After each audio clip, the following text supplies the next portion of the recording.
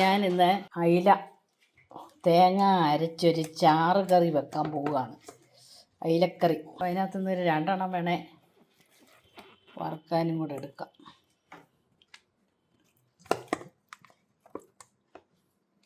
കറി വെക്കാൻ ഞാനൊരു പാത്രം വെച്ചിരിക്കുകയാണ്. ഒരു ഫ്രൈയിങ് പാൻ പോലെ ഒരു പാത്രം.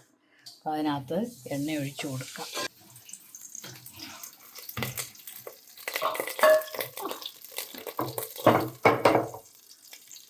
ഇനി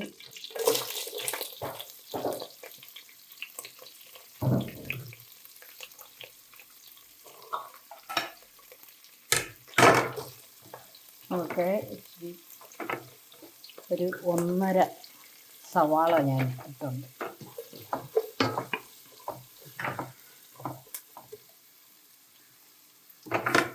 പിന്നെ ഒരു 4 പച്ചമുളക്, ഇഞ്ചി,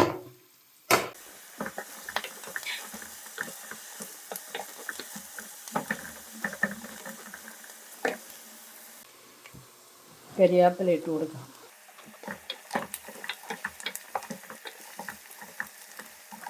ഇനി നമുക്ക് 2 തക്കാളി ഇടാം.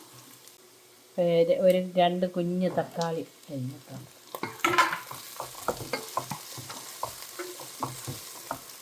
ഇച്ചിരൂടെ വഴന്ന് കഴിഞ്ഞിട്ട് വേണം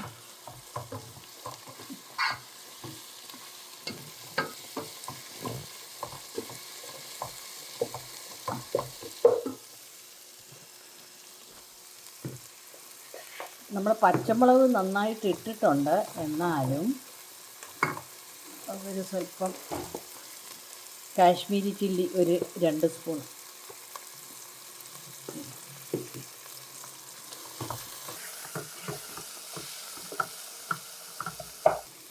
ഒരു 2 സ്പൂൺ മഞ്ഞൾപ്പൊടി,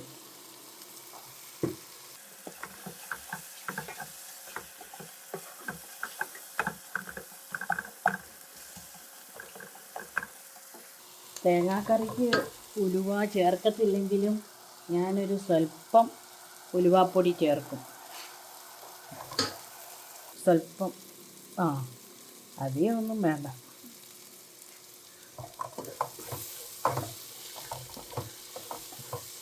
അപ്പം മല്ലിയും മുളകും ഉലുവായ, ഇനി മഞ്ഞൾപ്പൊടി,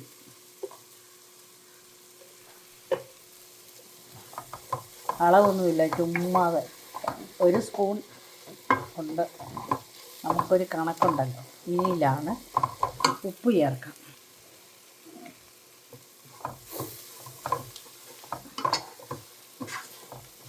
ഉപ്പ് ചേർത്ത് കഴിഞ്ഞിട്ട്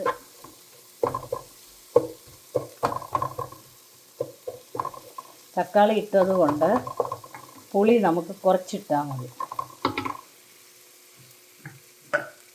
നമ്മൾ തേങ്ങ അരച്ചത് ചേർക്കുകയാണേ.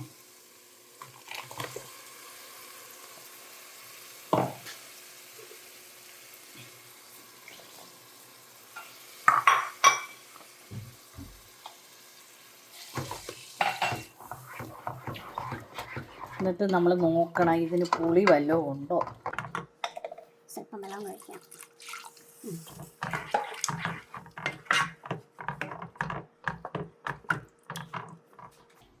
ഞാൻ പുളി എടുത്ത് വെച്ചായിരുന്നു. തക്കാളി ഇട്ടുകൊണ്ട് അധികം വേണ്ട. ഇനി ഉപ്പുണ്ടോ എന്ന് നോക്കണം. ഉപ്പ് ഒരു സ്വല്പം കൂടെ.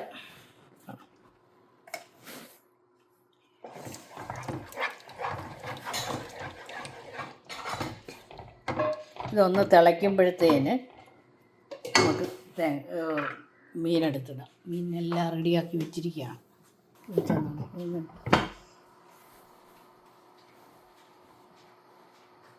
തിളച്ച് കഴിയുമ്പോഴത്തേന് നമുക്ക് മീൻ പറക്കിയിടാം. നമുക്ക് നോക്കാം. തേങ്ങ കറി തിളച്ചിട്ടുണ്ട്. ഇനി നമുക്ക് മീനെടുത്തിടാം. മീനെടുത്തിടുമ്പോൾ അതിൻ്റെ അടിയിൽ വെള്ളം ഉണ്ടെങ്കിൽ വെള്ളം വീഴും.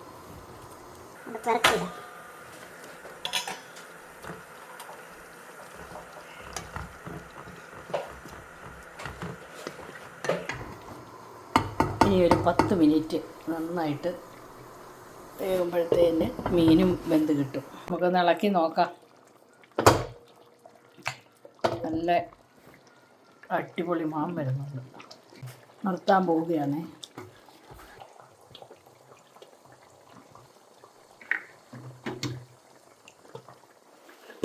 അയിലക്കറി റെഡിയായി ചോറുണ്ണാൻ പോവുകയാണ്.